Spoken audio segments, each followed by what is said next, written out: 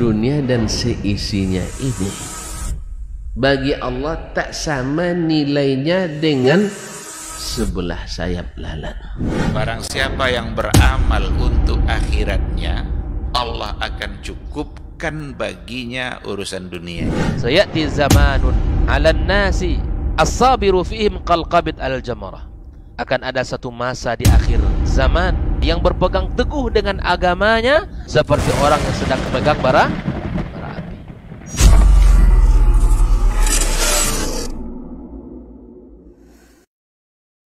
Majtama'a qaumun fi baitin min buyutillah yatluna kitaballah wa yatadarasunahu fima bainahum illa nazalat alaihimus sakinah wa ghasyiyatuhumur rahmah wa haffat bihimul malaikah wa dzakarahumullahu fiman indah.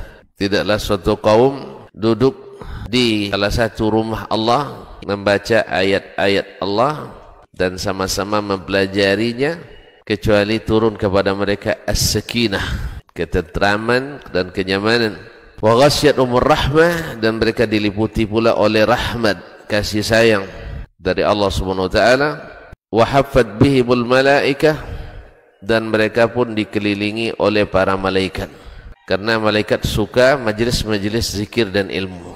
Wa dzakarahumullahu fiman indah, dan Allah akan banggakan sebut-sebut mereka di kalangan malaikat-malaikat yang ada di sisinya, di masyarakat atas. Mudah-mudahan kita termasuk yang sering disebut-sebut di sisi Allah di kalangan para malaikat, dan di akhir majelis ini mudah-mudahan kita pula mendapatkan seperti yang tersebut dalam hadis qudsi, qumu maghfuran lakum, silahkan berangkat meninggalkan majelis ini dalam keadaan diampuni dosa-dosa kalian.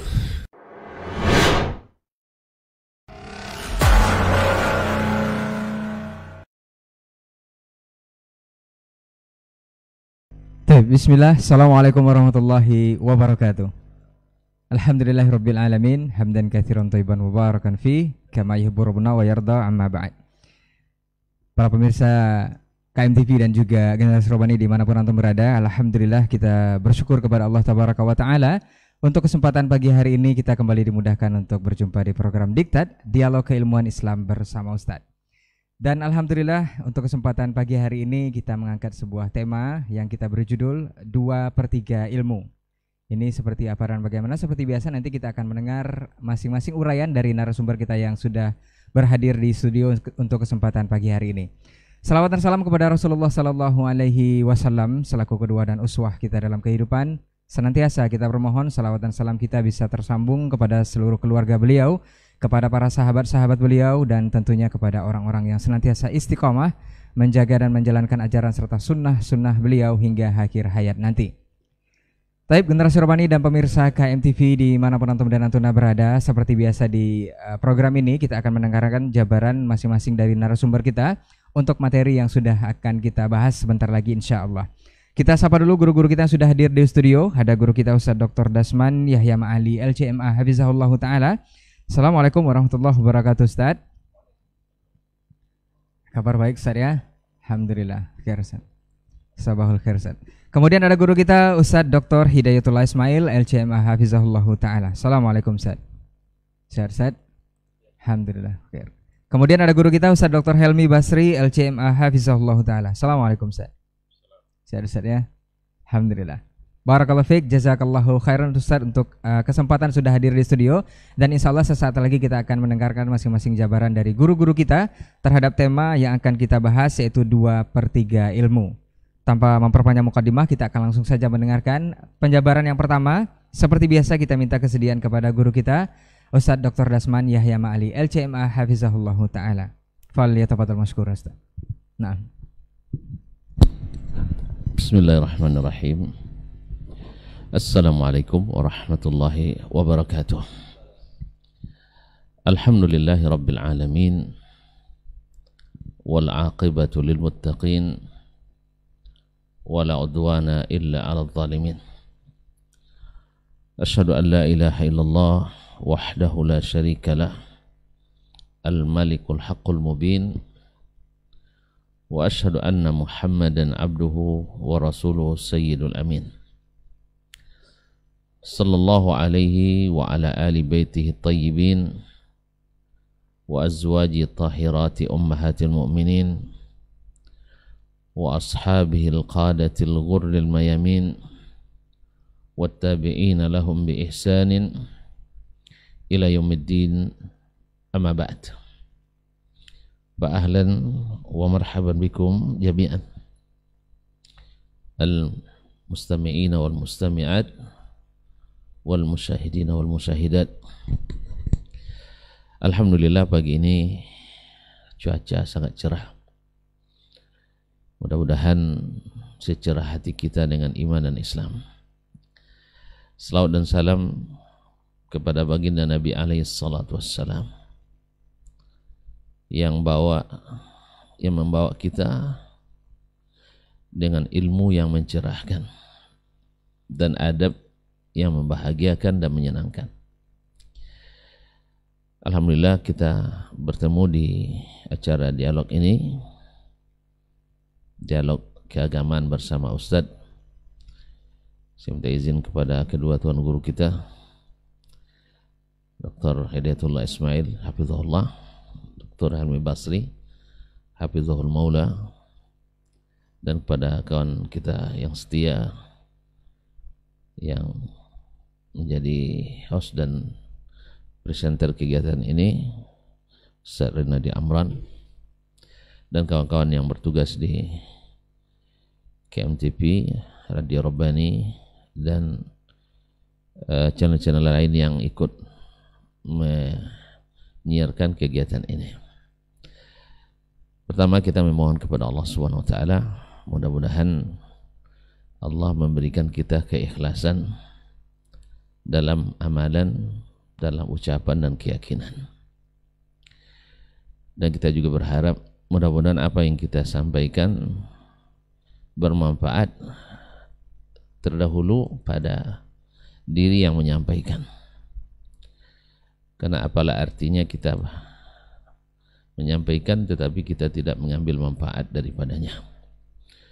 Maka pada Allah SWT kita memohon mudah-mudahan Dia menjadikan kita orang-orang yang ikhlas dalam berkata, ikhlas dalam berbuat, dan ikhlas dalam berdakwah. Kaum muslimin, kaum muslimat, para pemirsa, para pendengar dimanapun berada, izinkan beberapa saat kami ingin berbagi kebaikan tentang yang disebutkan dalam judul 2/3. Saya khawatir orang menafsirkan ini pilih nomor 2 atau nomor 3, sebab tulisan ilmunya kecil, 2 atau 3 ilmu, atau 2/3. Siapa yang 2/3 ini? Padahal kita bertiga, yang dapat hanya 2. Ini berasal dari perkataan Abdullah bin Mubarak rahimahullah ta'ala, seorang ulama dan da'i, mujahid, abid, zahid, yang oleh Ibnu Hajar dengan kalimat singkat mengatakan jumi'a fihi jami'u khisalil khair. Pada pribadi ini terdapat semua sifat-sifat kebaikan. Dan biasanya orang yang memiliki pasti bisa memberi. Karena faqidu syai'i la yu'ti. Yang tidak memiliki tak akan bisa memberi. Karena dia banyak memiliki, maka dia bisa memberi. Ketika dia mengatakan kadal adabu ayyakuna thulutsail ilm. Hampir-hampir ilmu itu 2/3, atau hampir-hampir adab itu adalah merepresentasikan 2/3 dari ilmu. Ketika sampai perkataan ini kepada Imam Ahmad rahimahullah, beliau mengatakan pula, nahnu ila qalilil adabi ahwaju minna ila katsiril ilm. Kita lebih membutuhkan sedikit adab daripada banyaknya ilmu.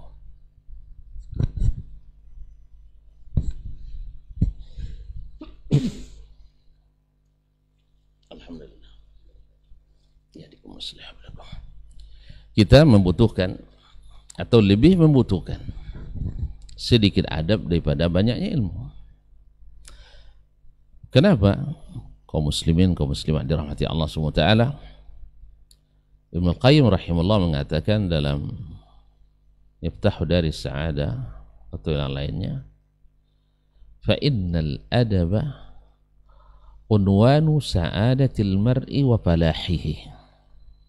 Fa innal adaba unwanu sa'adatil mar'i wa falahihi. Sesungguhnya adab itu adalah lambang kebahagiaan seseorang dan lambang kesuksesan dan keberuntungannya.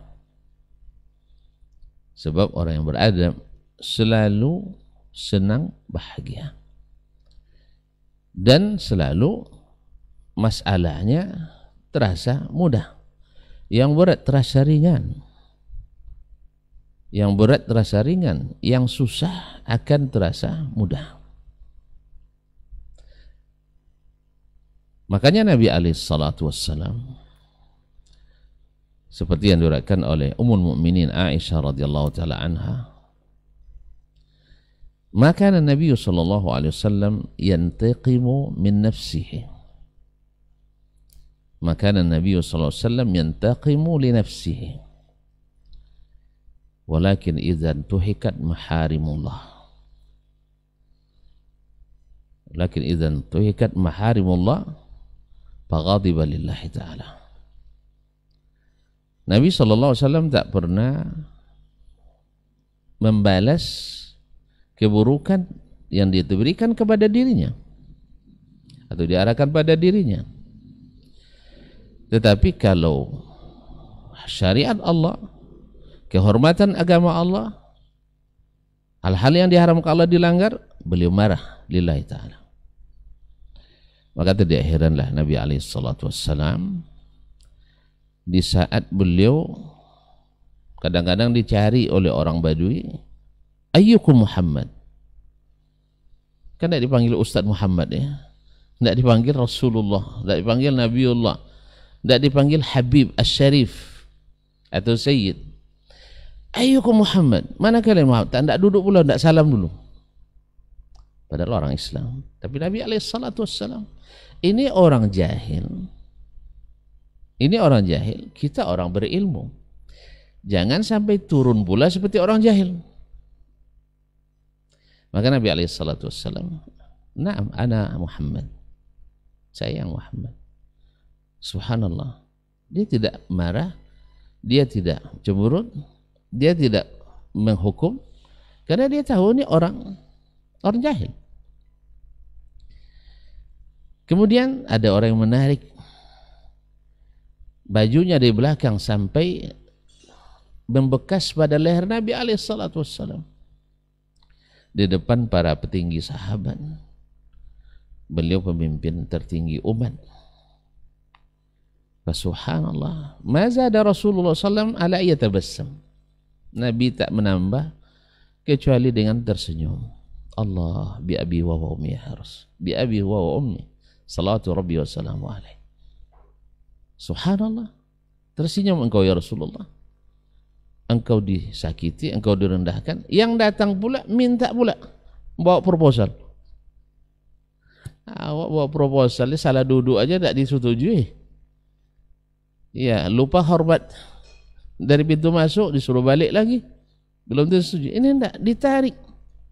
Maka ini pelajaran berharga bagi orang-orang yang tinggi adab. Jangankan kepada orang-orang yang memang ke atas, ini kan ke bawah ini. Karena sesungguhnya mengetahui baik buruk orang itu bukan dia akhlaknya ke atas. Ke atas itu kepentingan. Tapi tahu bagaimana dia baik ke bawah, khususnya kepada keluarganya. Bagaimana kepada orang-orang di bawahnya, keluarganya, bawahannya. Kalau orang ke atas kepentingan saya terpaksa ndak elok wanginya. Ndak dipromosikan tapi demosi atau dimutasi. Jadi lihat baik orang itu bukan dia hebat kepada orang di atas, bukan. Bagaimana dia kepada yang di bawah. Nabi SAW tersenyum. Ma'asyiral kiram dirahmati Allah SWT. Kemudian dia berkata, atini min malillahi allazi atak. Beri saya harta Allah yang dititipkan kepadamu. Masya Allah, tahu aja dia ada. Tahu kan anggaran di situ. Pas subhanallah dengan cara itu. Tapi memang orang-orang baik itu memang ujiannya berat. Orang-orang baik itu ujiannya berat. Sanggup enggak dia untuk tidak turun seperti orang itu? Dia tetap di atas. Maka wajarlah Sayyiduna Muhammad SAW disebut Allah, wa innaka la'ala khuluqin azim. Sesungguhnya engkau berada di atas akhlak yang tinggi. Akhlak yang tinggi. Sebagai apa tingginya? Diterjemahkan oleh Ummul Mukminin Aisyah radhiyallahu anha wa ardhaha wa an abiha. Wa subhanallah kana khuluqul Quran. Akhlaknya adalah Quran. Oh, patut Nabi alaihi salatu wassalam. Serendah apapun orang menyikapinya, tetap dia tinggi menyikapi. Itulah kaum muslimin dan muslimat. Jadilah Nabi SAW karena yang paling tinggi akhlaknya, maka paling bahagia dan paling sukses dalam dakwahnya. Dan ini bukan hanya kepada sesama mukmin, bukan hanya kepada orang-orang yang harus dimuliakan. Orang-orang yang sebenarnya boleh direndahkan, dia tak rendahkan. Bagaimana dengan orang yang berdakwah kita ini? Ya, gara-gara suatu hal yang kita tidak dapatkan dan tidak inginkan, kita rela merendahkan orang-orang yang harus ditinggikan. Di mana kita dari adab Nabi SAW. Nabi SAW, ya, bukankah beliau ketika di awal dakwah di Mekah, beliau dihalangi? Padahal dia ada keturunan yang terpandang. Keturunan yang terpandang yang menjadi pengurus Masjidil Haram. Tapi haji-haji yang ngurus hari itu menghalangi beliau berdakwah di situ. Coba lihat kaum muslimin dan muslimat bagaimana Nabi SAW menyikapi hal tersebut. Ada dorongan dari murid-murid Nabi untuk melawan? Oh, banyak. Umar sampai mengatakan ke Nabi SAW, alasta Rasulullah?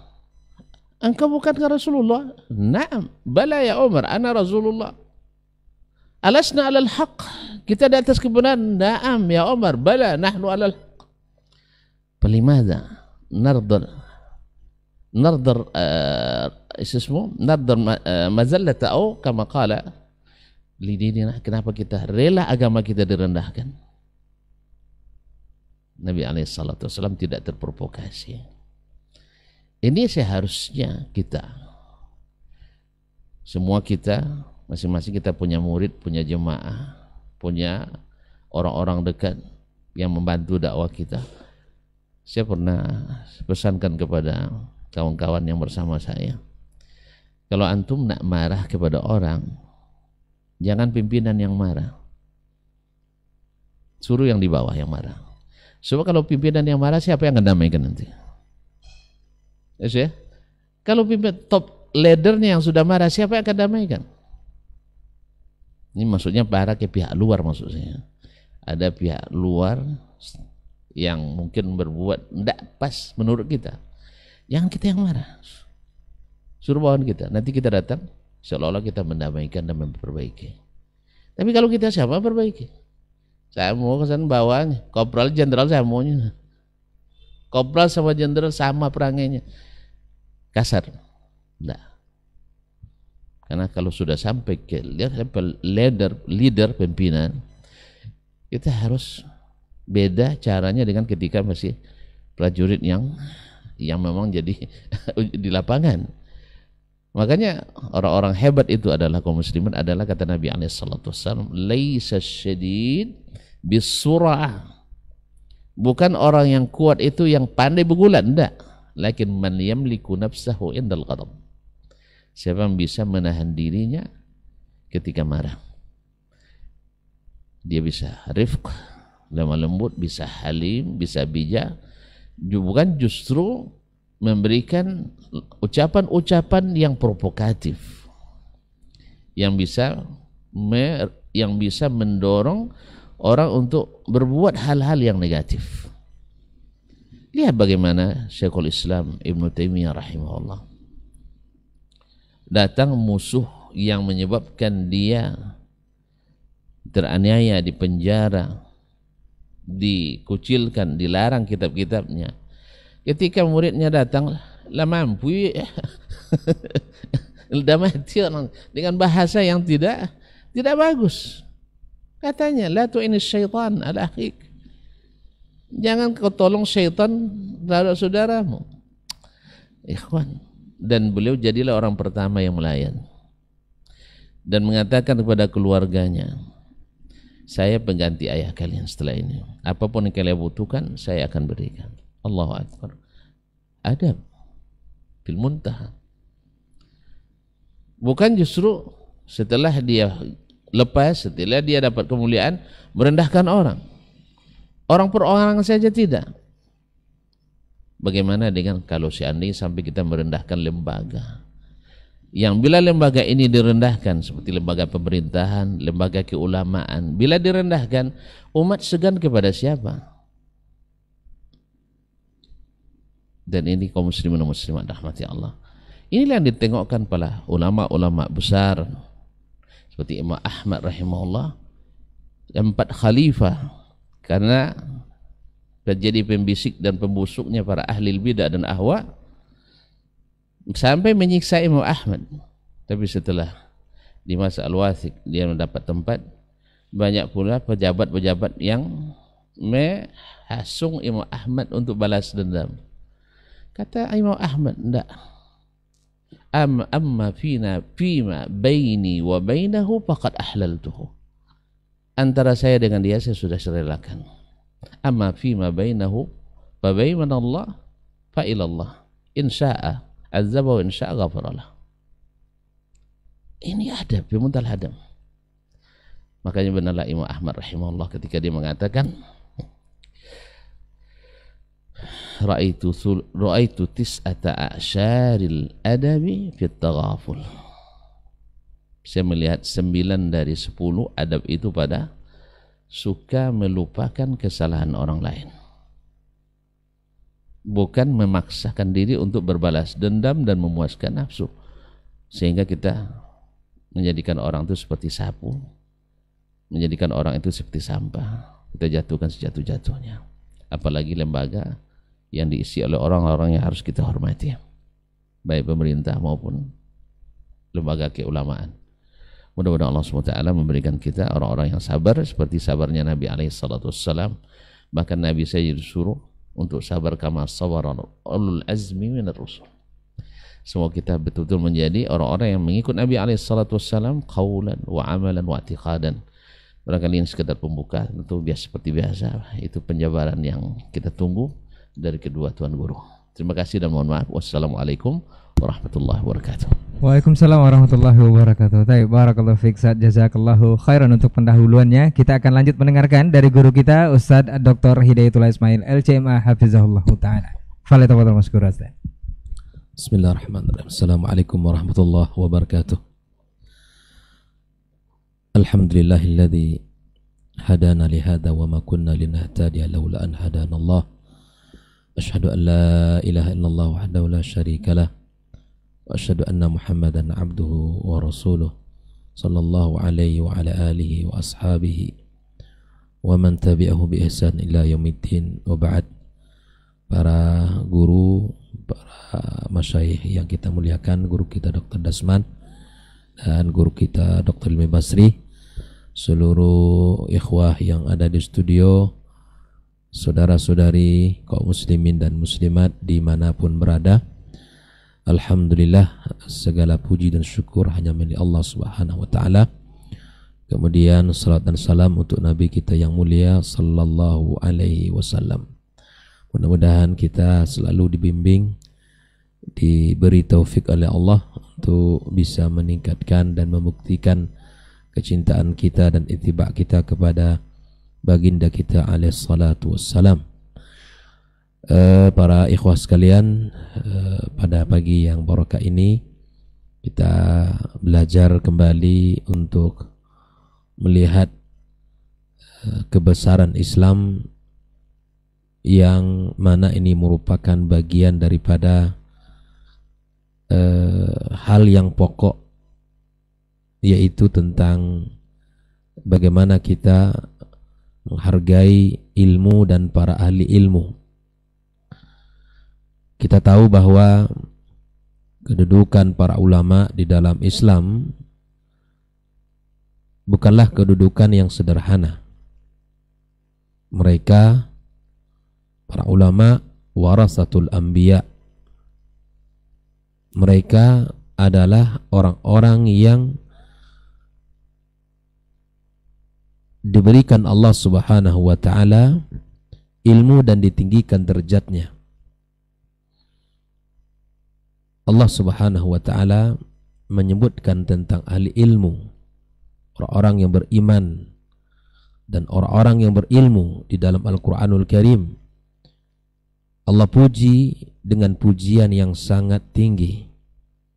Allah menyebutkan yarfa'illahu alladhina amanu minkum walladhina utul ilma darajat.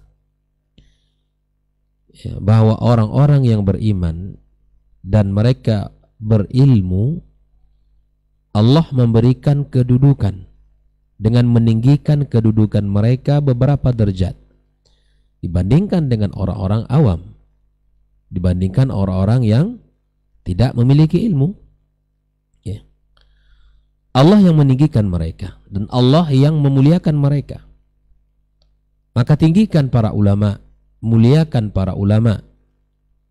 Ya, sehingga Nabi sallallahu alaihi wasallam mengatakan, laisa minna man la yarham saghirana wa la yuwaqqir kabirana wa la ya'rif li'alimina haqqahu.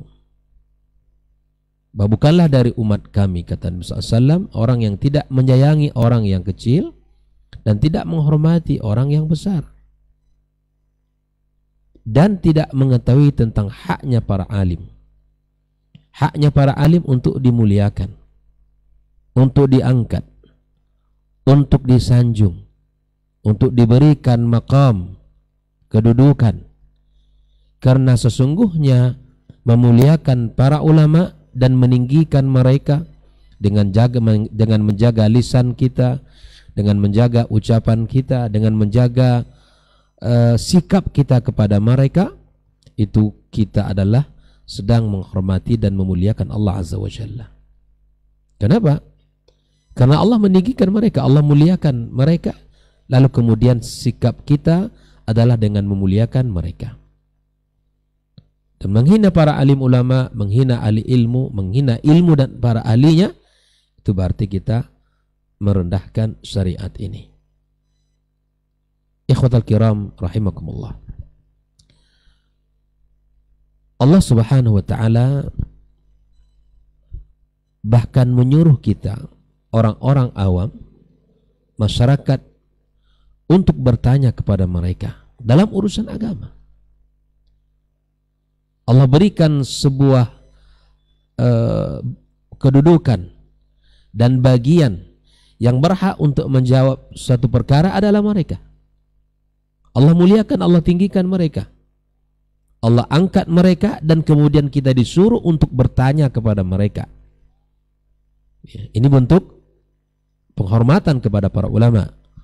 Fas'alu ahlal dzikri in kuntum la ta'lamun. Ya. Allah suruh kita untuk bertanya kepada mereka. Bukan Allah suruh kita untuk mencaci mereka. Bukan Allah suruh kita untuk merendahkan mereka. Dan mereka juga, ya, kita sebagai manusia kita harus tahu, kalau ulama, ya, Apakah mereka boleh salah? Boleh, karena mereka manusia biasa.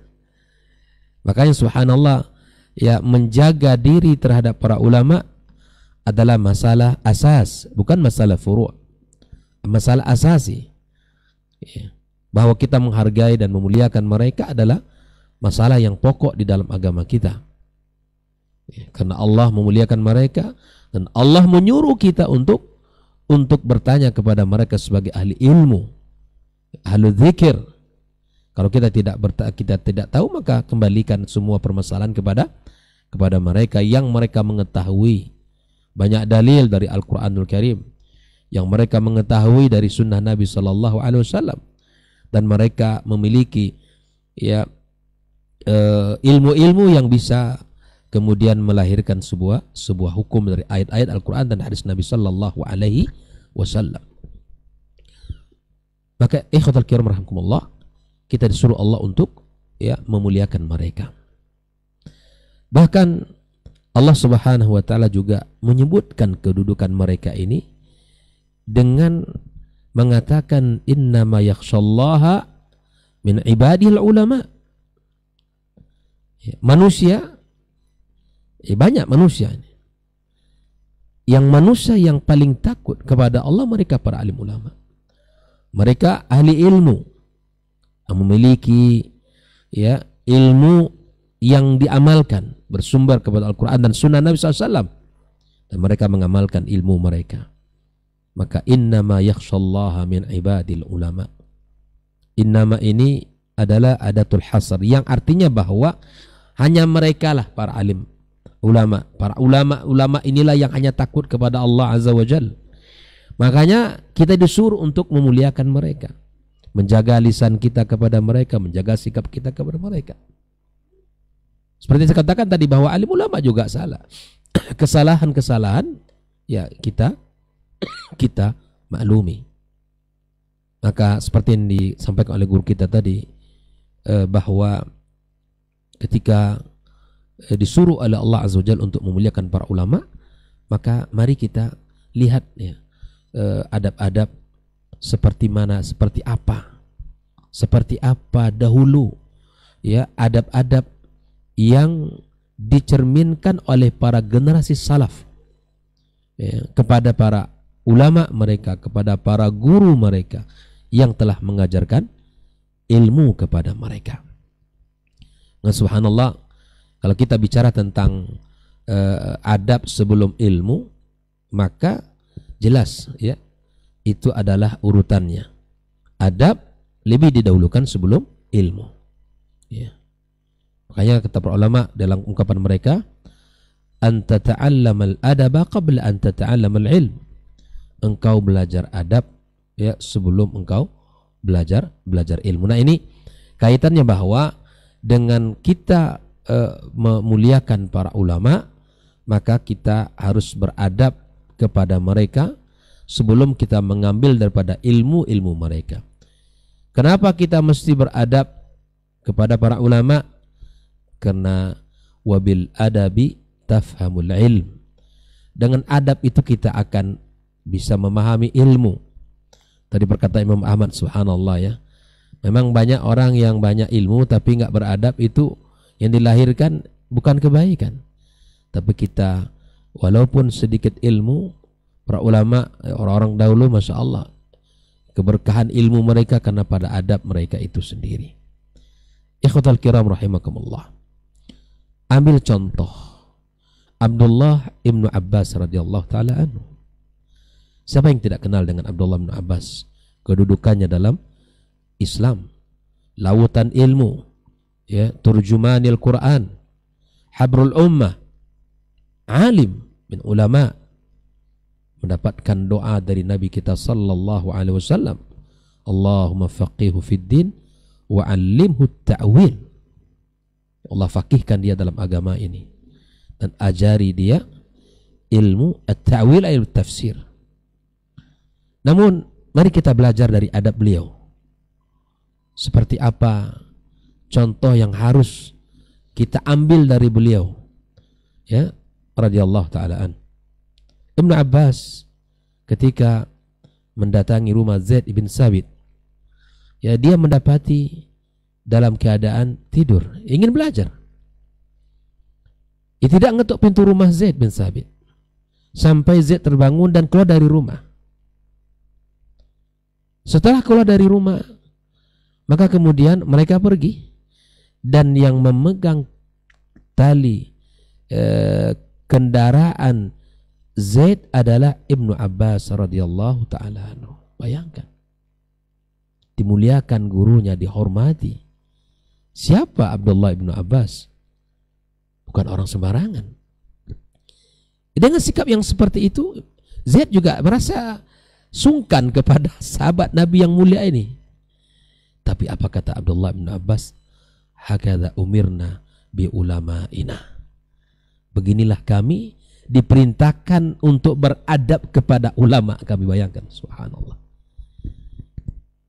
Beginilah kami diperintahkan untuk beradab kepada ulama kami.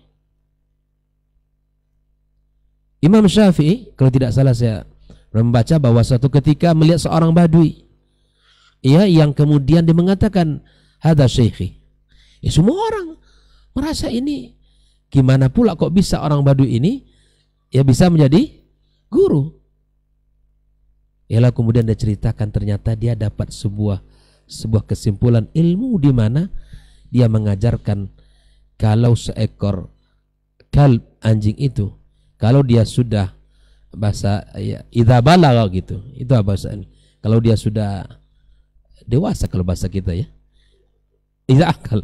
Pokoknya anjing itu, kata orang Badui itu, kalau dia kencing, iya nasa ya. Kalau dia kencing itu ngangkat kakinya, salah satu kakinya. Dan kalau dia kencing tidak ngangkat kaki, itu belum, bahasanya bukan balik ya, ya. Artinya dewasa ya. Ini masih anak-anak, ini anjing kecil atau anjing begitu. Hanya dengan subhanallah, dengan kalimat Badui itu yang mengatakan bahwa dia Imam Syafi'i mendapatkan ilmu, dan dia mengatakan hadza syekhi. Bayangkan. Ini ada banyak ayat diajarkan, banyak hadis disampaikan oleh beliau, dan banyak ya kebaikan yang disampaikan selama ini. Orang yang sudah mendidik umat, yang bersungguh-sungguh dan bahkan bertahan di negerinya, tidak keluar menerima jadwal orang banyak gitu ya, karena punya tanggung jawab ya di negerinya. Ya, subhanallah. Tidakkah kita memuliakan, tidak menghormati orang seperti ini? Ya. Kalaupun ada sedikit perbedaan ya, kemudian ya dicari-carilah, karena guru kita tidak dibolehkan datang ke sana misalnya. Ya, subhanallah. Kita ikhwatal kiram rahmatullah, aina nahnu min adafis salaf? Mana kita? Maka itu kita belajar dari generasi salaf kita. Ibnu Abbas memuliakan Zaid, Imam Syafi'i ya kemudian mengatakan hadza syekhi, ini guru saya, kepada seorang Badui yang mengajarkan hanya ilmu yang subhanallah, dibandingkan Imam Syafi'i ya dengan ulama dan kebesarannya, ya subhanallah. Mari kita lihat bagaimana ya para ulama-ulama yang lain ya, seperti Imam Syafi'i sendiri. Ya, kalau dalam belajar lah, kita ambil contohnya dalam belajar dan memuliakan para ulama. Bagaimana Imam Syafi'i ya tidak mampu untuk menggerakkan kertas ya di hadapan gurunya Imam Malik. Ini semua adalah bagian bagaimana memuliakan para ulama. Itu dalam bab talabul ilmi. Diingin keberkahan yang didapat dari apa yang disampaikan oleh gurunya. Ya kan? Tidak mau menggerakkan kertasnya, tidak mau harus pelan-pelan ya sehingga tidak terdengar oleh gurunya. Adab luar biasa. Adab yang sangat tinggi. Ya. Bahkan Imam Syafi'i tidak mau keluar dari kota Madinah selama Imam Malik berada di kota itu. Ta'adduban ma'ahu. Tak mau keluar. Menghargai gurunya. Ini orang lain datang malah guru awak ini celah. Itu kan subhanallah. Ya subhanallah. Bagaimana kita memuliakan para ulama? Ya. Al-ulama adra bi syi'abiha. Mereka lebih tahu dengan kondisinya. kondisi masyarakatnya, kondisi orang-orang yang ada di sana. Kalau ada kebijakan yang dibuat oleh para ulama, oleh ahli ilmu di bidang di negerinya, yang hargai dan hormati, muliakan. Apalagi berada pada sebuah lembaga, ya, yang kemudian lembaga ini dimuliakan, disegani di negeri ini. Ikhwatal kiram rahimakumullah. Maka kemudian saya juga teringat dengan kisah Imam Ibn Abbas juga, masalah kisah Ibn Abbas radhiyallahu taala anhu. Beliau ingin bertanya tentang satu hadis kepada Umar bin Khattab radhiyallahu taala, tetapi tertahan. Kalau tidak salah, Ustaz tolong luruskan ini. Tertahan dia 2 tahun, berikutnya baru berani bertanya kepada Umar bin Khattab radhiyallahu taala anhu. Sehingga ditanya kok lama kali gitu. Sampai 2 tahun gak berani nanya ke gurunya, ke Umar bin Khattab radhiyallahu taala anhu. Qala, tidak ada yang bisa menahan saya untuk bertanya selama 2 tahun ini, melainkan wibawanya Umar bin Khattab dan penghormatan dia kepada guru. Enggak mau. Subhanallah. Ini bagian yang harus kita belajar kepada para ulama kita, bagaimana mereka memuliakan para ahli ilmu, memuliakan para ulama. Dan ini yang harus kita perhatikan hari ini. Ya, terkadang jangankan menahan untuk bertanya, alun guru bercakap, kemudian lainnya dulu bercakap. Ya kan? Alun guru menyampaikan apa-apa, lain banyak komentar. Ya, subhanallah. Maka hilang keberkahan ilmu kita hari ini. Hilang kebaikan, hilang kemuliaan, keberkahan itu yang harus kita perhatikan. Ya subhanallah. Seperti Imam Ahmad Ibn Hanbal, ya, ketika berkata kepada gurunya Khalaf Al-Ahmar, Ustaz, ya, kata dia, saya tidak mau duduk kecuali harus di hadapanmu. Tidak mau.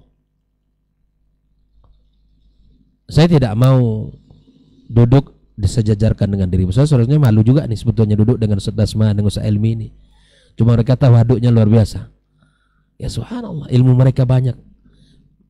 Gak pantas untuk duduk sejajar dengan mereka ini. Tapi subhanallah, mereka yang harus menarik saya untuk duduk di sini.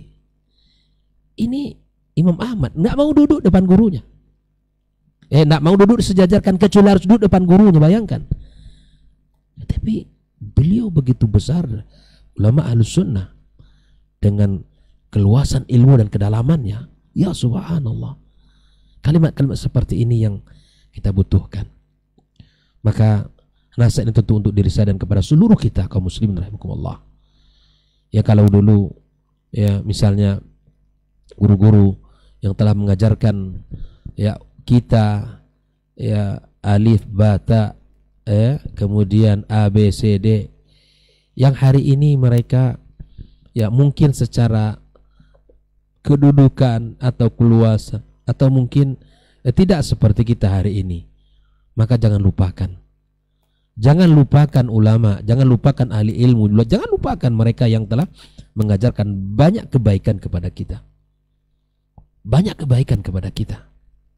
Maka jangan lupakan kebaikan-kebaikan para ulama. Maka muliakan mereka. Ya, agungkan. Berikan hak mereka dengan bicara, dengan perkataan-perkataan yang benar.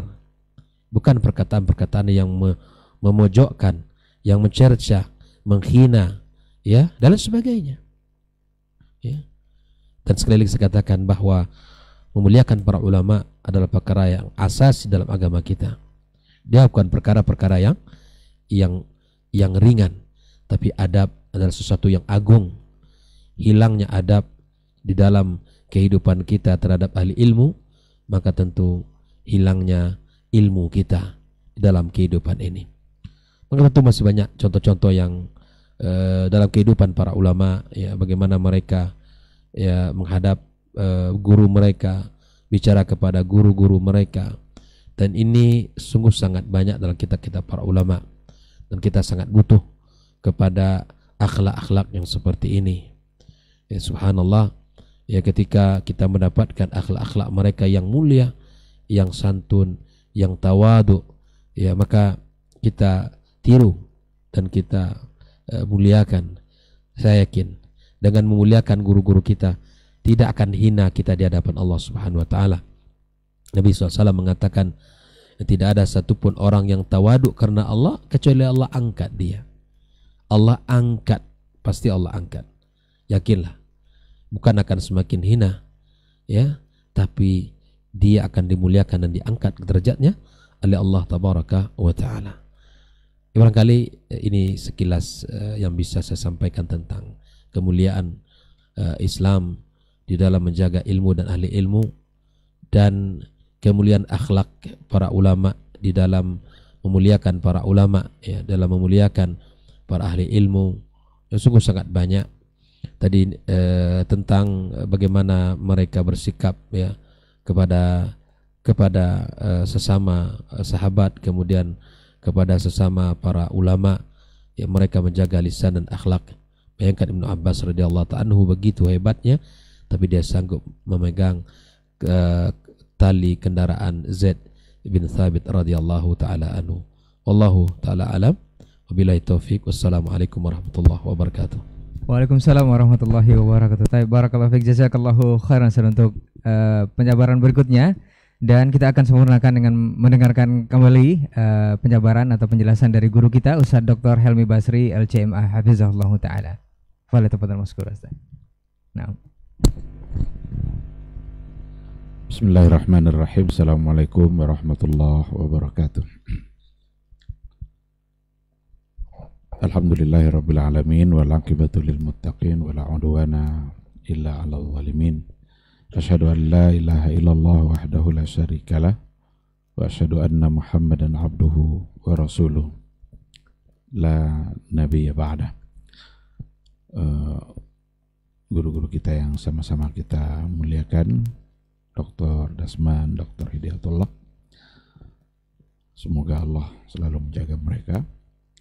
Saudara Ray, ikhwah di studio, Saudara Adnan, dan Bapak Direktur kita, Bapak Cip, yang menyempatkan diri hadir pada hari ini.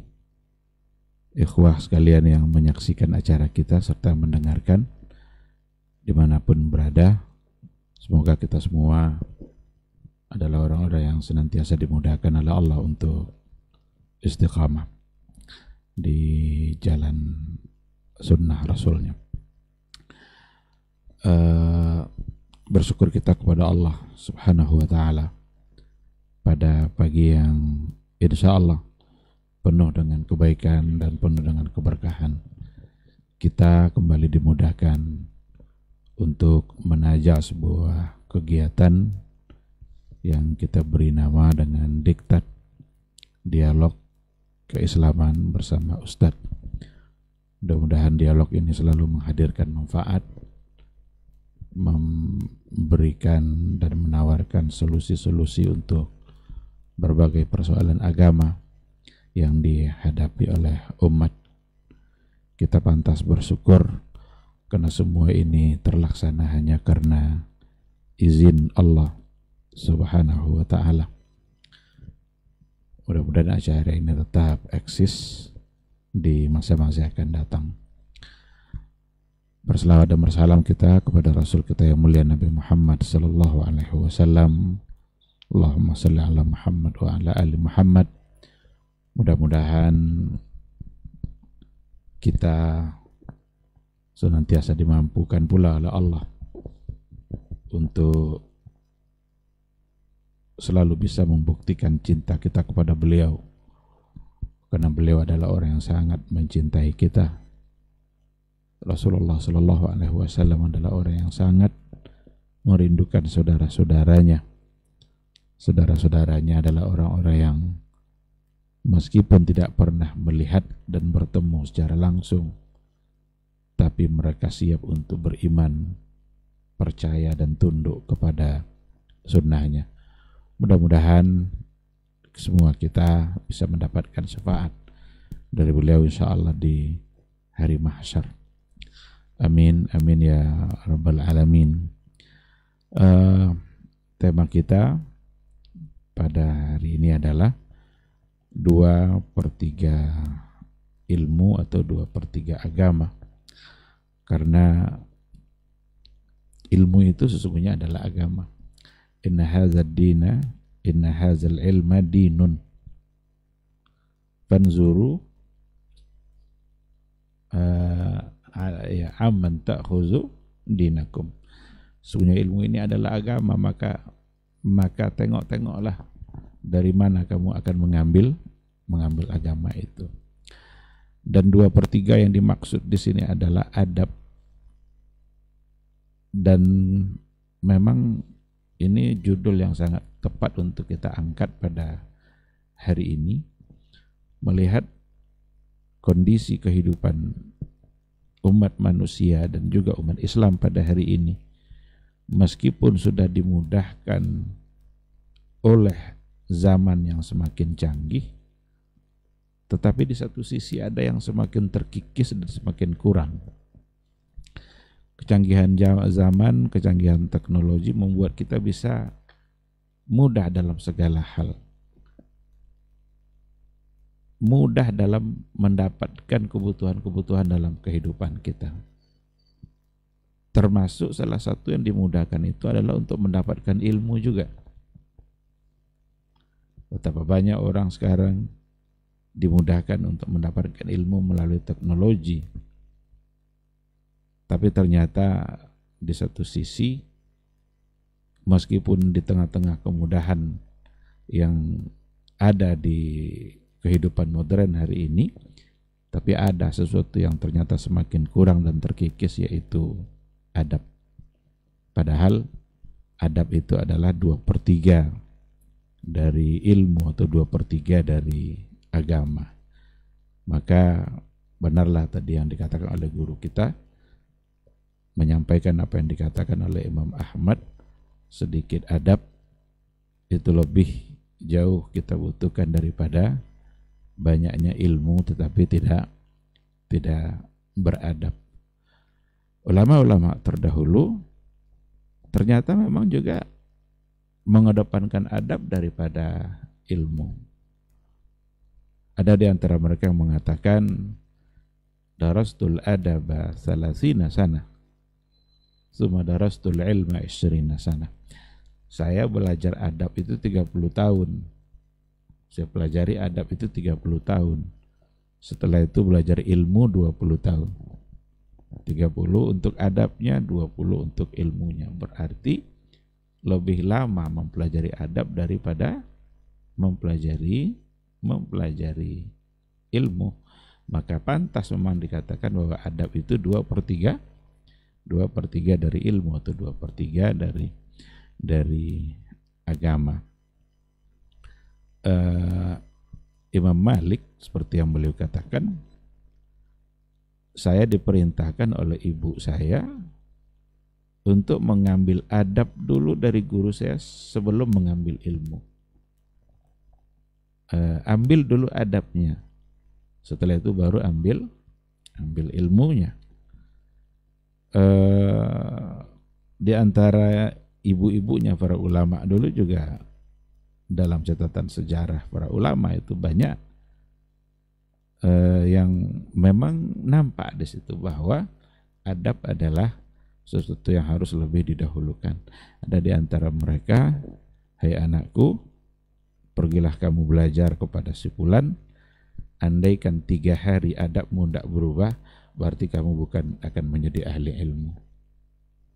Jadi setelah 3 hari bersama mereka, tidak berubah adab kamu, berarti kamu tidak akan menjadi ahli ilmu. Maka ilmu saja ternyata tidak cukup.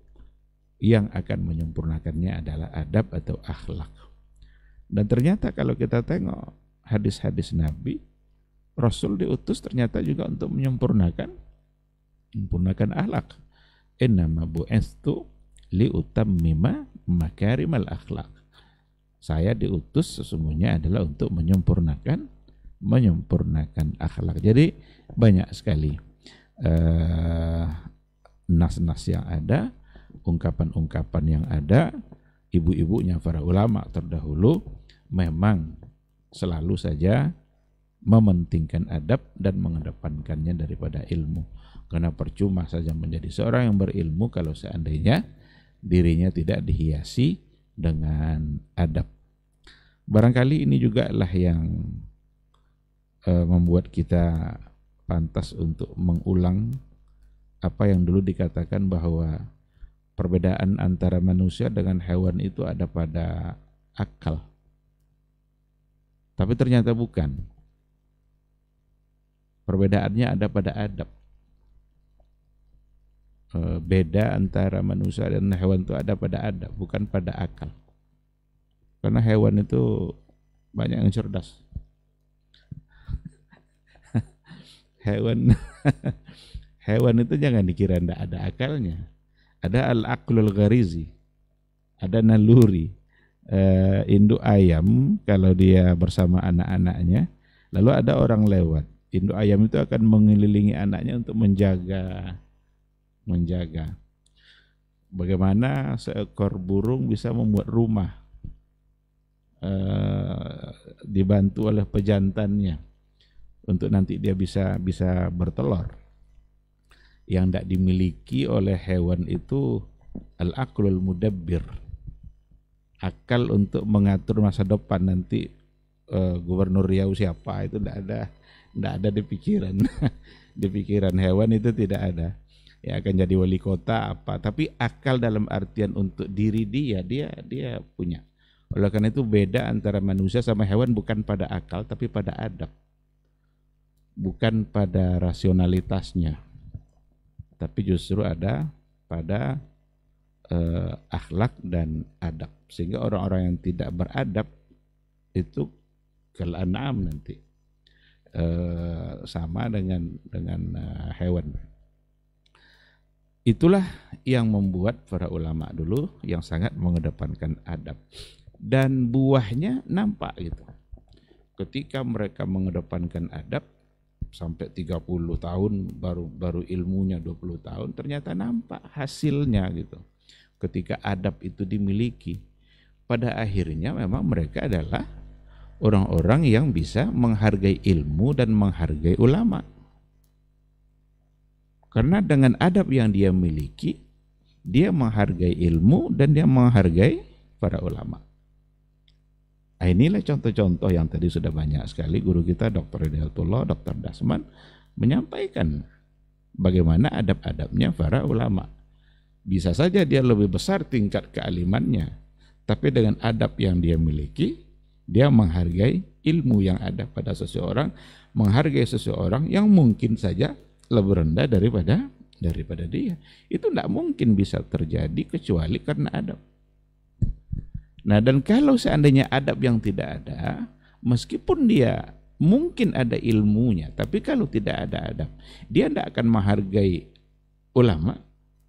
Meskipun ulama itu dia tidak ada apa-apanya dibanding ulama itu. Entah sendalnya ulama dulu lebih mulia dari dia. Itu sendalnya Imam Ahmad itu bisa mengusir syaitan.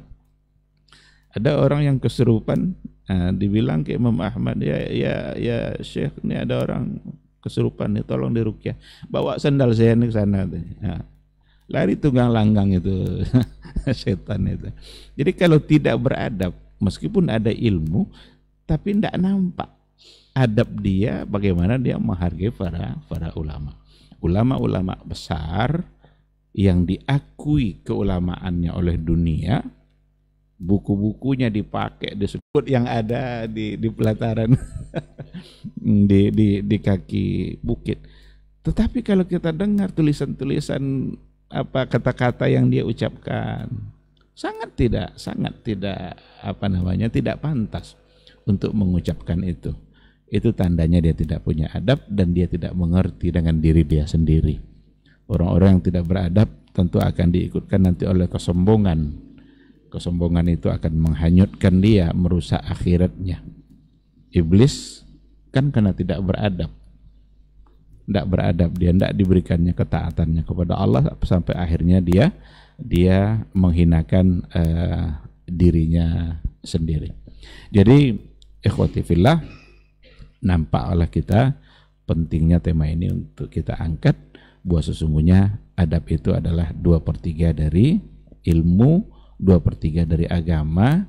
Nah, bagaimana supaya kita ini, siapapun kita, umat Islam secara umum dan kita masing-masing secara khusus, sama-sama kita untuk meningkatkan adab dan akhlak kita.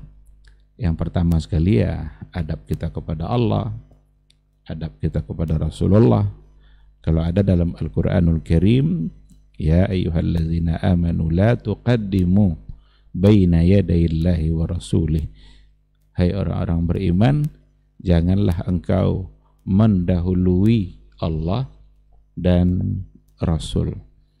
Mendahului itu berarti Rasul jadi di belakang.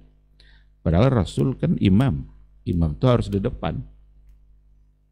Kalau imam yang di depan berarti kita makmum. Imam ruku, kita ruku. Imam sujud, kita sujud.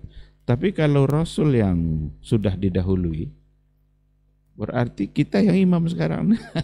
Berarti kita membelakangi. Rasul berada di belakang kita. Iya kata Rasul, enggak kata kita. Enggak ada sesuatu yang diajarkan oleh Nabi dilarang oleh dia, tapi justru kita lakukan. Maka itu berarti mendahului Allah dan Rasulnya. Dan itu sesuatu yang terlarang. Karena di situ dikatakan la tuqaddimu baina yadayillahi wa rasul.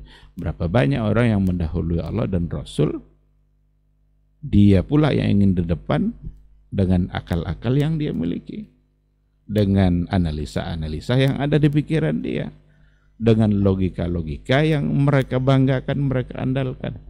Padahal logikanya nggak bisa diterima kalau dibawa kepada apa yang ada pada nas-nas baik Al-Quran maupun sunnah Rasulullah Sallallahu Alaihi Wasallam. Itu merupakan sesuatu yang tidak beradab kepada Allah dan tidak juga beradab kepada Rasulullah Sallallahu Alaihi Wasallam. Beradab kepada Allah ya tentu saja dan meningkatkan keikhlasan kita. Menuntut ilmu itu sesuatu yang merupakan bagian dari ibadah karena perintah Nabi. Dan bagaimana kita menuntut ilmu itu benar-benar dasarnya adalah keikhlasan kita kepada Allah Subhanahu wa taala. Ilmu harus karena Allah. Dituntut dia karena Allah lah yang pemilik ilmu itu. Dialah yang memiliki segala macam bentuk pengetahuan. Maka kita menuntut belajar agama ini karena Allah, bukan untuk yang lain. Bukan untuk ketenaran, bukan untuk sesuatu yang sifatnya sum'ah, syuhra, ingin apa namanya itu tampil beda, nampakkan perbedaan dengan orang lain. Kalau itu niatnya, itu berarti ada sesuatu yang salah. Nanti ilmu tidak didapatkan, sementara apa namanya itu yang diinginkan pun belum pasti juga jadi didapatkan. Kalaupun ada ketenaran, ya ketenaran dalam hal-hal yang tidak tepat, tidak benar, tentu bukanlah sesuatu yang apa namanya yang baik. Belajar ini untuk mengangkat kebodohan dari diri kita, dan pada akhirnya nanti juga punya andil untuk mengangkat kebodohan dari diri di tengah-tengah masyarakat. Itu bagian dari makna karena Allah Subhanahu wa taala. Belajar bukan untuk pintar berdebat, bukan untuk mentahzir-tahzir yang lain. Karena kadang ada juga yang apa namanya, yang salah dalam niat. Kita tidak menghukumi hati orang, tapi fakta dalam perjalanan dakwah ini ada gitu. Sengaja menghadiri majelis ilmu sekedar untuk nyari-nyari kesalahan yang disampaikan oleh ustaz. Masuk dia ke majelis ilmu, sengaja duduk untuk mendengarkan mana yang sisi-sisi yang salah nanti untuk disebarkan, untuk disampaikan. Ini buat apa? Majelis ilmu itu majelis yang sangat mulia, majelis yang dilindungi oleh para malaikat. Majelis yang di situ diturunkan rahmat dan kasih sayang Allah. Majelis yang di dalamnya ada doa-doa baik, doa-doa keampunan dari para malaikat Allah. Sebegitu mulianya majelis ilmu itu. Masa kita salah guna? Masa hadir hanya untuk sekedar mencari hal yang seperti itu? Untuk kemudian kalau dapat, nih satu nih, kesalahan Ustaz nih. Nanti disebar. Ini Ustaz ini begini nih. Ini Ustaz ini tidak benar nih manhajnya ini. Ini coba dengar kata-kata dia. Yang begini-begini nih justru bisa merusak dakwah. Bisa berakibat tidak baik dalam kehidupan atau dalam perjalanan dakwah. Udah, hadir di majelis ilmu, ikhlaskan diri karena Allah untuk mendapatkan kebaikan-kebaikan dari ilmu yang disampaikan. Andaikan ada yang keliru yang disampaikan oleh seorang ustadz, jika kita tahu tingkat kekeliruannya, mungkin bisa untuk diberikan masukan-masukan dengan cara yang baik. Andaikan ada. Tapi kalau seandainya kita tidak mungkin untuk meluruskannya, ya sama-sama berdoa kita supaya kita dijaga oleh Allah dari berbagai macam bentuk kesalahan. Kan itu. Jadi jangan mengedepankan kesalahan yang satu untuk merusak semua kebaikan yang ada. Yang seperti itu menunjukkan bahwa niat tidak baik di dalam menuntut ilmu. Nah, ikhwati fillah, sekali lagi adab merupakan 2/3 dari agama, 2/3 dari ilmu yang memang harus dimiliki oleh semua kita. Bahkan salah satu dari, ada buku yang ditulis oleh Syekh Sulaiman Ruhaili itu, Asbabul Inhiraf, salah satu dari sebab penyimpangan dalam beragama itu salah satunya adalah, kalau nggak salah dia membahasakan dengan izdira al-ulama, itu menghina itu ya, artinya tidak menghargai, melecehkan para ulama. Yang dilihat hanya dari sisi keburukannya, ulama-ulama besar tapi dilecehkan, padahal mereka sendiri tidak kenal itu dengan siapa yang dia lecehkan. Betapa mulianya akhlaknya Syekhul Islam terhadap orang yang menghinanya sendiri. Dan terlalu banyak kisah-kisah beliau, fitnah-fitnah yang dituduhkan kepada beliau yang ternyata itu tidak benar. Kayak Ibnu Battutah kalau tidak salah, itu seorang rahal gitu ya, orang yang mengelilingi dunia nih, sampai dia ke tempat Syekhul Islam Ibn Taimiyah, dia membuatkan satu tuduhan. Dikatakannya bahwa Syekhul Islam Ibn Taimiyah itu pernah mengatakan bahwa dalam memahami ayat nuzul, hadis nuzul, yanzilu rabbuna ila sama'id dunya fi thuluthil lailil akhir, Rabb kita turun ke langit dunia. Ibnu Taimiyah menurut Ibnu Battutah itu pernah mengatakan bahwa turunnya Allah itu dari langit dunia sama dengan turunnya saya dari kursi saya ini, dari mimbar. Turunnya saya dari mimbar turun ke bawah, seperti itulah turunnya Allah dari aras ke langit dunia. Ini kan fitnah, ini kan tuduhan-tuduhan yang ternyata Syekhul Islam tidak memahami seperti itu. Ini juga hal-hal yang dituduhkan kepada Syekh Muhammad Ibn Abdul Wahab dengan berbagai macam bentuk tuduhan oleh orang-orang yang tidak suka kepada dakwah beliau. Dibuatkan pernyataan seolah-olah itu dari Syekh, tapi ternyata itu semua adalah tuduhan.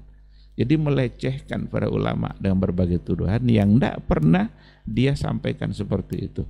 Itu salah satu dari rusaknya dakwah dan salah satu dari penyebab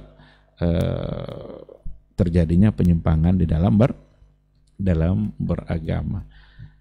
Andaikan kita menahan lisan, andaikan kita menahan tangan kita untuk tidak menulis dalam chatting-chatting apapun, tahan lisan, tahan tangan kita untuk tidak menulis sesuatu yang bersifat fitnah, insya Allah kita akan menjadi orang yang lebih selamat.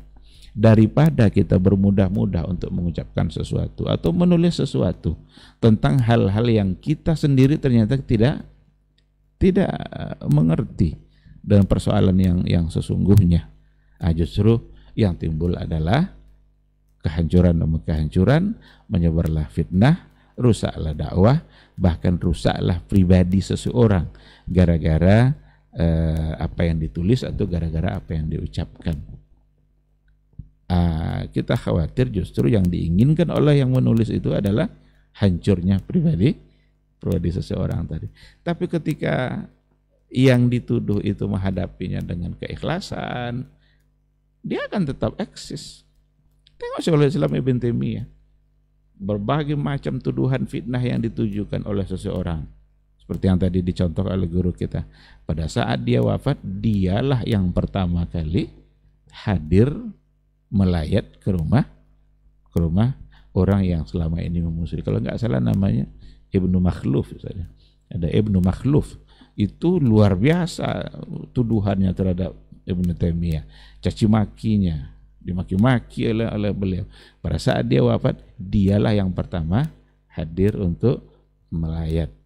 Makanya ndak akan rusak juga pribadi seseorang itu ketika dia memang menghadapinya dengan ikhlas, dia menyerahkan kepada Allah. Karena semua orang tahu siapa Syekhul Islam Ibn Taimiyah, gimana pun orang menghinanya, tetapi yang lain juga nggak sebodoh yang menghina itu. Nggak semua orang yang bisa langsung percaya. Nah, makanya orang yang menyebarkan fitnah, orang yang tidak punya akhlak, sesungguhnya dia hanya sedang menghancurkan dirinya sendiri. Sementara orang yang difitnahnya tetap eksis karena mereka berdakwah dengan ikhlas karena Allah Subhanahu wa ta'ala. Ikhwati fillah, jadi saya kira ini mungkin yang bisa saya sampaikan, mudah-mudahan ada manfaatnya. Dan ceritanya tentu akan panjang, apalagi ketika bicara adab dan dibawa kepada sejarah-sejarah yang ada. Mari kita belajar kepada sejarah para ulama, bagaimana mereka benar-benar beradab, bagaimana mereka benar-benar menunjukkan akhlak yang sangat mulia, dan mereka tetap eksis meskipun difitnah. Saya ingin mengakhiri dengan sebuah kisah Abu Hanifah yang sangat dibenci oleh tetangganya, Ustaz ya. Setiap subuh kalau Abu Hanifah keluar dari rumahnya, ada itu kotoran-kotoran di depan pintu rumahnya itu. Besok subuh ada lagi kotoran. Abu Hanifah buang. Pada satu hari tidak ada lagi. Kaget Abu Hanifah, kok tidak ada kotoran? Mana orang yang biasa naruh kotoran? Ternyata orangnya masuk penjara. Masuk penjara gara-gara nggak bisa bayar hutang.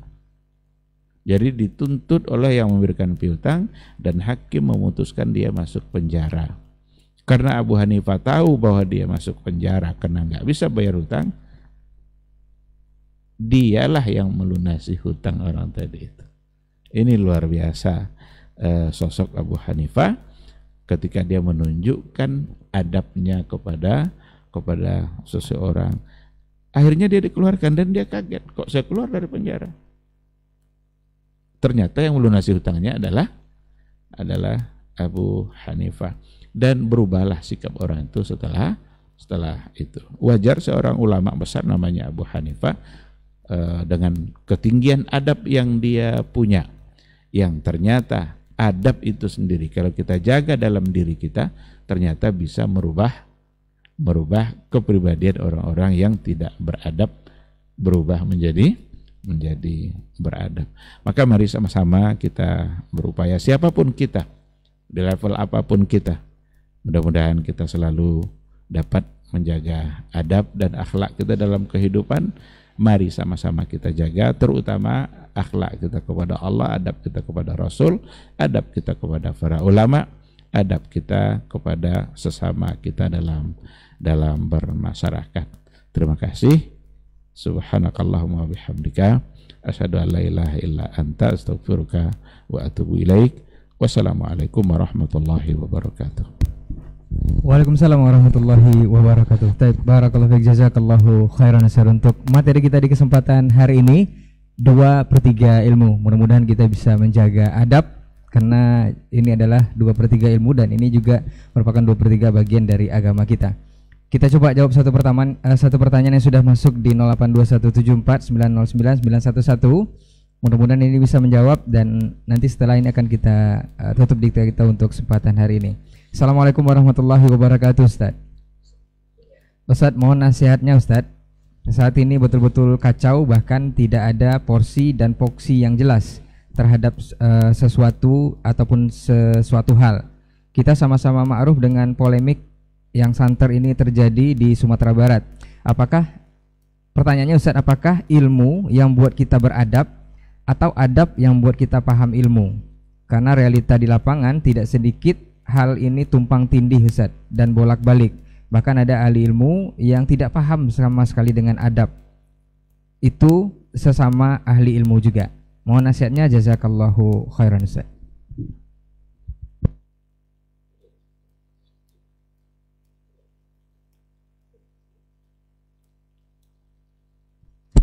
Bismillah wassalatu wassalamu ala Rasulillah wa ala alihi wa sahbihi wa man walah wa ba'du.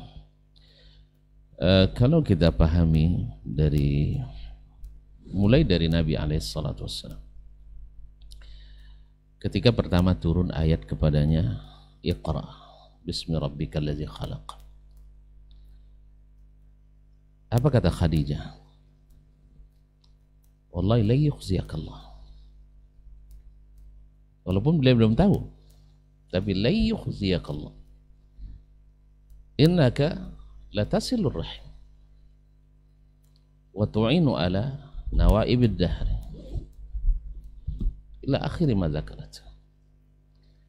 Jadi yang disampaikan oleh Khadijah radhiyallahu anhu adalah adab-adab Nabi alaihi salatu wasallam, bahwa orang yang menjaga adab tak akan pernah direndahkan Allah, tak pernah akan dihinakan Allah SWT. Kemudian kita melihat dari kenyataan atau pernyataan para ulama bahwa sesungguhnya seperti dari sahabat ya Syekh, dari Jundub bin Abdullah al-Bajali, al-adabu qabla al-ilm. Kalau di Jundub kan kunna nata'allamul iman qabla an nata'allamul Qur'an, thumma ta'allamna al-Qur'an fasdaddna bihi imana. Dan adab itu adalah buah utama dari iman. Kemudian dari pernyataan disebutkan oleh Imam Abdul Mubarak tadi, kada al-adabu ayyakuna thuluthai ilm. Al-Khatib Al-Baghdadi rahimahullah dalam kitabnya Iqtida'ul Ilmi Al-Amal juga mengatakan, menukil dari banyak ulama yang semakna, bahwa bil adabi tafhamul ilmah, dengan adab kamu paham ilmu. Itulah makanya seperti yang diceritakan juga oleh Dr. Helmi, Dr. Hidayatuddin, bahwasanya para ibunda, para ulama memesankan kepada anak-anak mereka sebelum belajar, seperti ibunda Imam Malik, ta'allam min Rabi'atul Ra'i, Rabi'atul bin Abdurrahman, min hadihi wa samtihi qabla ilmihi. Ibunda Sufyan Ats-Tsauri dikatakan, izhab ya bunai, ana akfikal mauna, saya akan carikan belanja. Ayah kan ada. Kita selalu mengatakan anak yatim itu identik nakal. Nah, ini anak yatim ini hebat semua tuh. Imam 4 anak yatim semua Ustaz. Masya Allah. Anak yatim. Nabi kita anak yatim alaihi salatu wassalam. Jadi unzur fi nafsika 3 ayyam in hasuna adabuka famdi fa anta min ahli. Kalau adabmu baik dalam 3 hari, tidak lama Ustaz. Tidak uji coba 100 hari dah. Apalagi 1 tahun, atau evaluasi sekali 6 bulan PJ. Nah, ini hanya 3 hari oleh orang tua diberi. Baik adabmu, teruskan. Kalau tidak, farji. Pak Said nih, Ain nih ala al-maun. Tolong saya belanja bekerja di pasar, cari nafkah. Lasta ahlan lil ilmi. Dan subhanallah, Abdullah bin Wahab Al-Qurashi yang dikatakan sebagai perawi paling kuat kitab Al-Muwatta dari Imam Malik. Walaupun yang paling masyhur adalah riwayat Yahya bin Yahya Al-Laitsi, tapi yang paling dhabit Abdullah bin Wahab. Apa sebab? Dia faqih, gurunya faqih, dari gurunya faqih, dari jadi dia sudah lama selesai belajar dari sisi kurikulum, dia selesai. Dah belajar, dah habis, dah tamat nah. Tapi bertahun-tahun tetap ikut Imam Malik rahimahullah. Kenapa? Ata'allamu minhu al-hadiya was-samta wal-adab. Saya belajar adab daripadanya. Al-Khatib juga menyebutkan dalam Faqihul Mutafaqih dan dalam Jami' bahwa di majelis Imam Ahmad itu hadir 5.000 orang. Yang mau nulis tak sampai 500. Selebihnya belajar daripada adab Imam Ahmad rahimahullah. Makanya kita lihat murid-murid Imam Ahmad jauh sekali dari murid-murid Ahmad bin Abi Du'ad. Murid-murid Imam Ahmad meninggalkan polesan-polesan akhlak. Tapi murid-murid Ahmad bin Abi Du'ad kerjanya bisik sana, bisik sini. Busuk sana, busuk sini. Mengadukan orang-orang berilmu kepada para pejabat yang zalim. Dan ini sebenarnya bukan tariqatu ahlil ilm.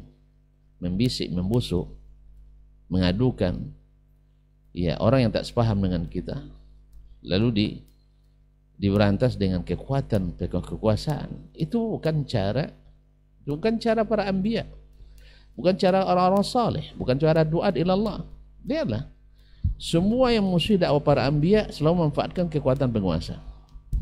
Dan ahli-ahli hawa di sepanjang sejarah Islam pun dari segala aliran selalu berlindung di ketiak penguasa untuk memberangus orang-orang yang istiqamah menegakkan sunnah Nabi SAW. Cuma subhanallah, seperti diajarkan Nabi SAW, ahli sunnah memang mengikuti sunnah, ahlul adab mengikuti adab. Nabi SAW dulu dilarang ceramah di Masjidil Haram, dilarang berdakwah di tanah tumpah darahnya, bahkan terancam dibunuh. Kemudian banyak di antara sahabatnya yang dibunuh gara-gara mempertahankan iman. Tapi Nabi melarang untuk melawan. Bukan justru menyuruh, apa yang kalian ini? Tidak. Tapi dilarang, jangan. Sampai beliau harus hijrah ke Madinah. Setelah hijrah, diserang berapa kali. Dalam perang Uhud, dalam perang Ahzab. Belum lagi sahabat-sahabatnya yang dikhianati. Ada yang minta kirim para khufaz, lalu dibunuh. Dan sebagainya, pengkhianatan musuh-musuh terhadap Nabi SAW. Tapi setelah Allah berikan kemenangan kembali, apa? Jangan sampai ada darah yang tumpah. Makanya adalah fitnah keji, tidak bertanggung jawab ketika mengatakan kalau kembali pada sunnah Nabi menciptakan orang-orang radikal, orang-orang yang keras, orang yang ya akhi, yang diikuti oleh yang kembali kepada sunnah, kajian sunnah itu adalah mengikuti salaf, itu adalah Nabi salafnya, Abu Bakar, Umar, Utsman, Ali salafnya, yang mereka mencontoh Nabi SAW bila diberikan kekuasaan, aqamus salah wa atuz zakah wa amaru bil ma'ruf wa nahaw 'anil munkar walillahi aqibatul umur. Lihat Nabi kita SAW ketika berkuasa, kembali ke Mekah, izhabu fa antum mutlaqa. Pergilah kalian, sesungguhnya kalian adalah orang-orang yang bebas. Ma'asyiral kiram dirahmati Allah. Nah, siapapun yang mengikuti ini berarti adabnya adab Nabi SAW. Terlepas daripada kepercayaannya, alirannya. Yang penting dalam bab ini harus kita akui dia mengikut Nabi SAW. Nah, dan ahlul hadis, ahlus sunnah, al jamaah yang mengikuti as-salaf lebih aula dari itu semua, dan kenyataan membuktikan itu. Berapa banyak kajian-kajian kita dihentikan, ada pernah dihentikan, digeser, dihilangkan jadwal, dihalangi, tidak jadi. Alhamdulillah, terima. Karena Nabi dulu alaihissalatu wassalam tidak menghasut, tidak mendorong, tidak memprovokasi. Apalagi kalau sampai menjatuhkan, merendahkan lembaga-lembaga yang harus dihormati. Kalau lembaga ulama sudah tidak dihormati, siapa kepada mana lagi umat segan? Kalau lembaga ulama sudah dilecehkan, di mana lagi harga diri para ulama? Kalau ulama sudah tidak dihormati, umat akan bebas mengatakan apa yang mereka inginkan. Ini harus jangan kehormatan pribadi, kehormatan kelompok, jangan ego kita yang ditegakkan. Karena tidak jatuh orang-orang yang selalu tawadhu lillah. Tidak ada orang yang tawadhu lillah jatuh. Karena kita posisi atas. Orang yang beradab itu selalu di atas. Walaupun orang berjauh. Coba Imam Ahmad 70 qadhi dari kalangan Mu'tazilah dan yang tidak bisa melawan mereka, 70 qadhi menandatangani bahwa Imam Ahmad dhalun mudil. Ibnu Taimiyah juga. Semuanya hakim pengadilan tinggi menandatangani itu. Tapi hilang nama baik mereka. Demi Allah tidak. Itu hanya dunia saja. Mereka yang menandatangani itulah entah apa nanti yang aku dihadapi di hadapan Allah SWT. Yang jelas nama mereka tidak sementereng nama Imam Ahmad, tidak sementereng nama Imam Ibnu Taimiyah, tidak sementereng nama Syekh Muhammad bin Abdul Wahab. Makanya kanatin sakhratan yawman liyuhinaha falam yadir ghaira qarnihi alwa'ilu. Seperti kata beliau tadi, rumput-rumput ini ya kalau sempat runtuh gunungnya, dia yang paling pertama hancur. Seperti kambing hutan yang nak menanduk batu gunung untuk dijatuhkan, yang patah tanduknya sendiri. Seperti orang yang nak menutupi matahari dengan dua telapak tangan, dari jauh tak mungkin ditutupi, dari dekat terbakar tangan kita. Tapi jadilah orang-orang yang beradab, walaupun tidak semua kita harus sepaham. Seperti kata Imam Asy-Syafi'i rahimahullah, ya Aba Yahya, ala yahsudu bina ikhwanan walau lam nattafiq fi mas'alah. Walau lam nattafiq fi mas'alah. Kita tetap harus bersaudara sekalipun tak satu masalah pun yang kita sepakati. Maka jangan diperturutkan hawa. Jangan diperturutkan ego. Jangan diperturutkan harga diri kita akan jatuh karena dihentikan kajian di masjid ini.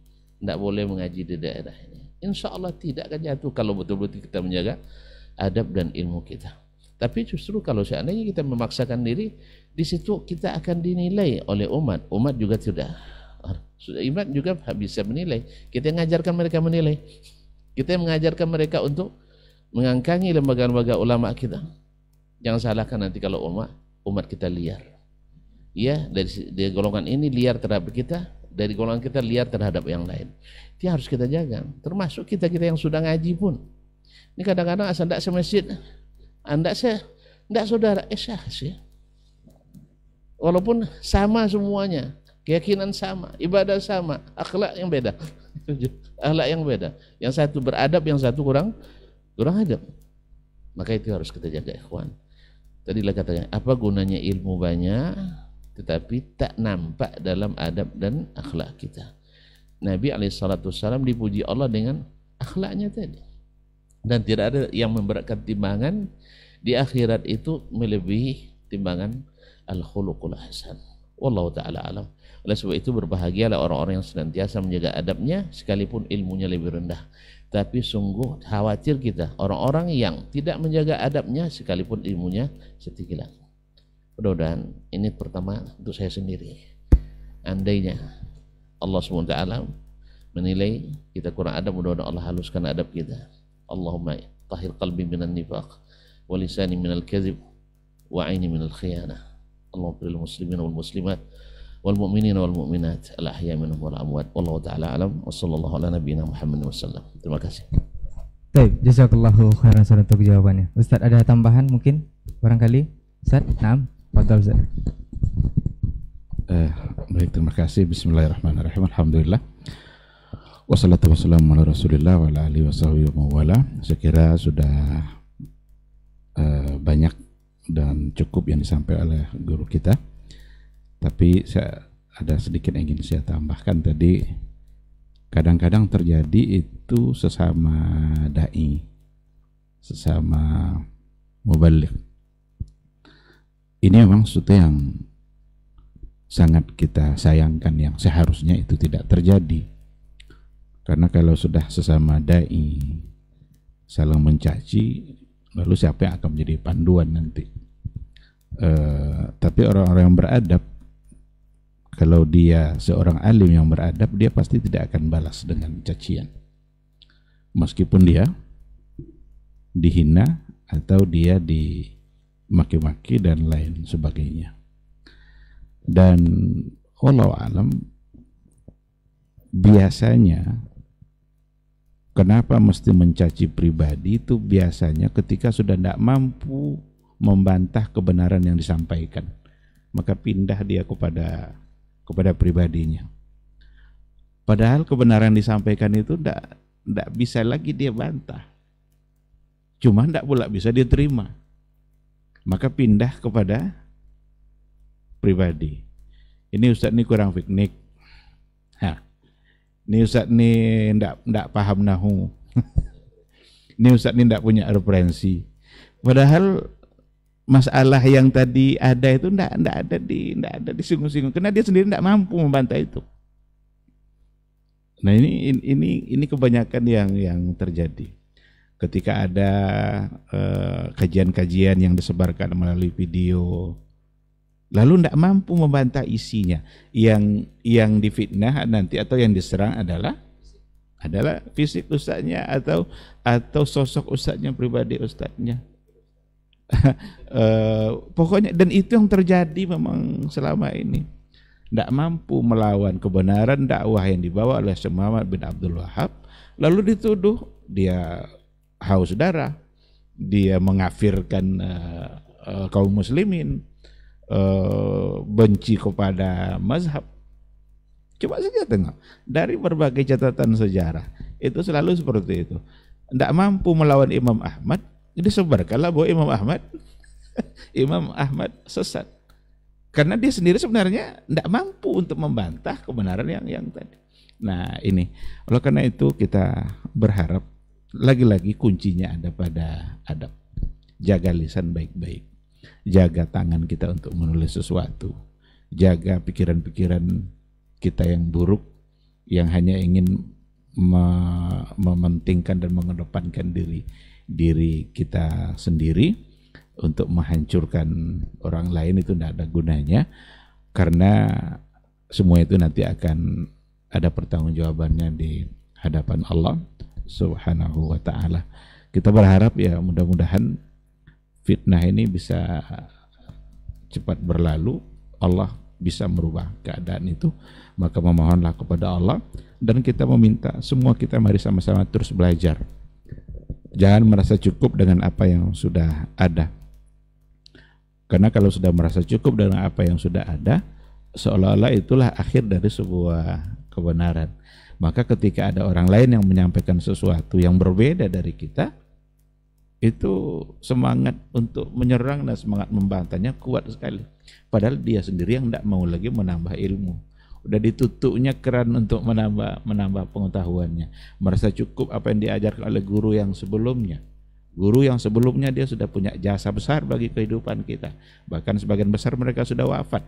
Kita doakan semua mereka masuk surga, diampuni dosanya oleh Allah, karena itulah yang telah dia lakukan.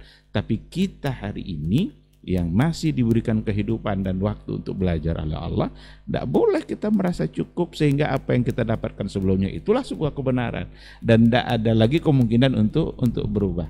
Kan kadang-kadang juga muncul seperti itu. Nah, dia udah menghina gurunya nih katanya. Dianggap tidak lagi menghargai guru-guru yang kita semua wajib menghargai guru kita. Tapi pada saat kita menemukan sesuatu yang ternyata dulu kita belum tahu, maka kebenaranlah yang harus kita kedepankan, karena itulah yang datang dari Allah dan dari Rasulullah Sallallahu Alaihi Wasallam. Sekarang ini sekedar tambahan. Terima kasih. Baik, barakallahu fiik, jazakallahu khairan untuk jawabannya. Semoga saudaraku yang bertanya mengenai perihal tadi bisa paham dari jawaban Ustadz Dan kita berharap ini adalah ilmu untuk kita bersama, dan yang paling penting adalah kita terapkan dalam kehidupan sehari-hari, juga disampaikan kepada keluarga kita yang terdekat. Kita berharap apa yang kita bahas hari ini bisa bermanfaat dari 2/3 ilmu dan bisa kita aplikasikan juga. Insya Allah di pekan atau kesempatan berikutnya dimudahkan Allah kita untuk kembali bersama guru-guru kita untuk membahas seputar keislaman dan juga ilmu. Dan kita berharap juga Allah mudahkan di kesempatan-kesempatan lainnya juga kita bisa bersoal jawab lebih lapang dari hari-hari atau dari kesempatan-kesempatan sebelumnya. Jazakumullah khairan untuk waktunya Ustaz dan juga kesempatannya. Afwan untuk semua salah kata yang kita bicara. Aku lu qauli hadza wa astaghfirullah li wa lakum. Wassalamualaikum warahmatullahi wabarakatuh.